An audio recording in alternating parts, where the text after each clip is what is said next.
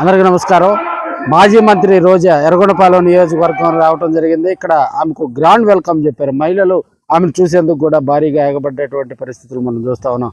అదేవిధంగా కూటమి ప్రభుత్వంపై విమర్శలు గుప్పించారు. ఎమ్మెల్యే తాడిపట్టి చంద్రశేఖర్ను రాబోయే రోజుల్లో ఎర్రగొండపాలెం ప్రజలందరూ కూడా ఆశీర్వదించాలని ఎంతో వ్యయ ప్రయాసాలు గూర్చి ఆయన ఈ 4 రోజుల పాటు ఎర్రగొండ ప్రజలకు, రైతన్నల కోసం, రైతులు సుభిక్షంగా ఉండాలనే ఉద్దేశంతో ఎర్రగొండపాలెం ప్రజలందరూ కూడా మరి ఎడ్ల బల ప్రదర్శన 4 రోజుల పాటు మరి ఎలాంటి ఇబ్బందులు లేకుండా చేయటం, ఆయనకున్నటువంటి రైతుల పట్ల, ఎర్రగొండపాలెం ప్రజల పట్ల ఆయనకున్నటువంటి మరి ఆ ప్రేమను కూడా ఆమె తెలియజేయటం జరిగింది. అదేవిధంగా పవన్ కళ్యాణ్, చంద్రబాబు నాయుడు, లోకేష్ రెడ్ బుక్ గురించి, ఇతర అంశాల గురించి కూడా ఆమె మాట్లాడటం జరిగింది.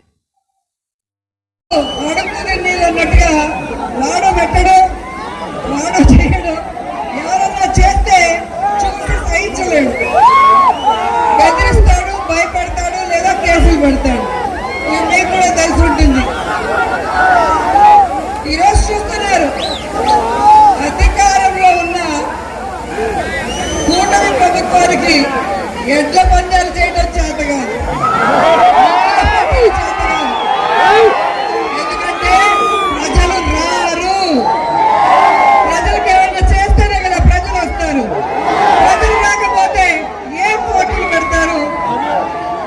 రాష్ట్రంలో కులం చూడకుండా, మతం చూడకుండా, పార్టీ చూడకుండా పేదవాడు అర్హుడంటే పని చేసిన నాయకుడు జగన్మోహన్ రెడ్డి గారు, ఆయన వెనుక పనిచేసిన ఎమ్మెల్యేలు, ఎంపీలు మాత్రమే.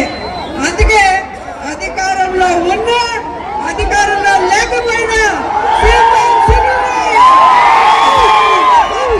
ప్రతి ఒక్కరు కూడా ఈరోజు సింహంలాగా ఎక్కడికి కూటమి ప్రభుత్వానికి చేయడానికి పని లేదు. ఎందుకంటే చేసే మనసు లేదు కాబట్టి.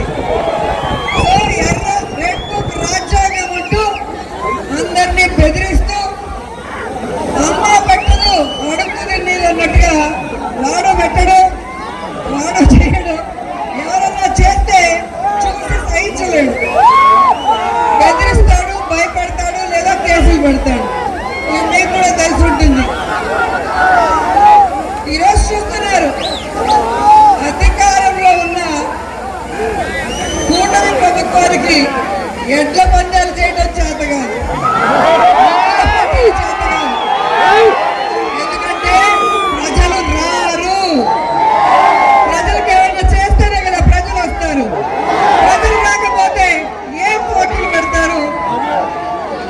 రాష్ట్రంలో కులం చూడకుండా, మతం చూడకుండా, పార్టీ చూడకుండా పేదవాడు అర్హుడంటే పని చేసిన నాయకుడు జగన్మోహన్ రెడ్డి గారు, ఆయన వెనుక పనిచేసిన ఎమ్మెల్యేలు, ఎంపీలు మాత్రమే. అందుకే అధికారంలో ఉన్నా, అధికారంలో లేకపోయినా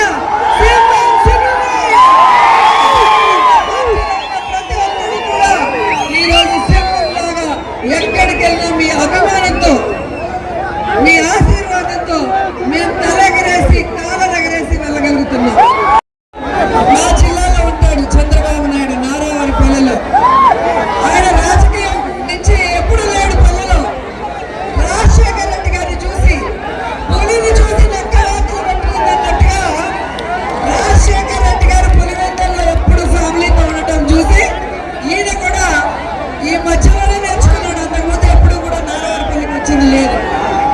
అక్కడికి వస్తాడు, పట్టు పంచి కట్టుకొని పచ్చ ఛానళ్ళ ముందర ఏ విధంగా నటిస్తాడో మనం చూస్తున్నాం. నోరు తెరిస్తే అబద్ధాలు, నోరు తెరిస్తే అబద్ధాలు. ఎందుకంటే నిజం మాట్లాడితే చంద్రబాబు నాయుడు తల 1000 ఒక్కలవుతుందని ముని శాపం పెట్టాడంట. అందుకే ఆయన ఎప్పుడు నిజం చెప్పడు. ఈ రోజు మీరు చూస్తే రాష్ట్రంలో ప్రజలంతా సంతోషంగా ఉన్నారంట. సూపర్ 6 సూపర్ హిట్ అంట. రైతులైతే అసలు ఆనందానికి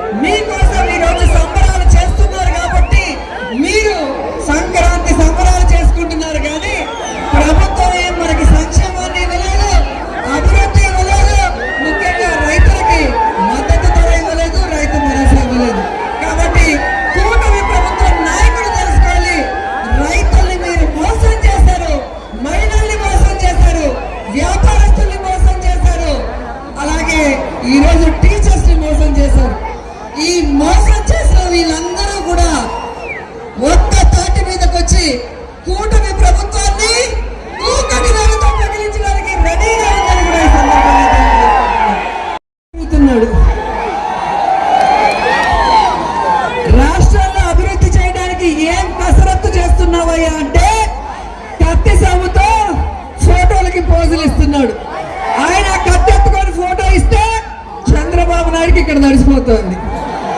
ఏంద్రా స్వామి, ఎన్టీఆర్కి నేను పొడిచిన టీడీఏమన్నా నాకు పొడి చేస్తాడా అని చంద్రబాబు నాయుడు తడిసిపోతుంది. సో ఈ విధంగా కూటమి ప్రభుత్వం ఒకరి తప్పుల్ని ఒకరు చూసుకుంటూ సరి చేసుకుంటూ ఒకరి ప్యాకేజీలు ఒకరు తీసుకుంటూ ప్రజల్ని గాలికి వదిలేసి రాష్ట్రాన్ని గాలికి వదిలేసి వాళ్ళ సంబరాలు వాళ్ళ సంపాదనలు చూసుకుంటున్నారు. అలాంటి వాళ్ళకి బుద్ధి చెప్పాలి. సమయం వచ్చినప్పుడు వాళ్ళ అబద్ధాలకి నమ్మకుండా వాళ్ళని తిప్పి కొట్టే విధంగా ఉండాలి అని కూడా అందరినీ కోరుకుంటున్నాను. ఎందుకంటే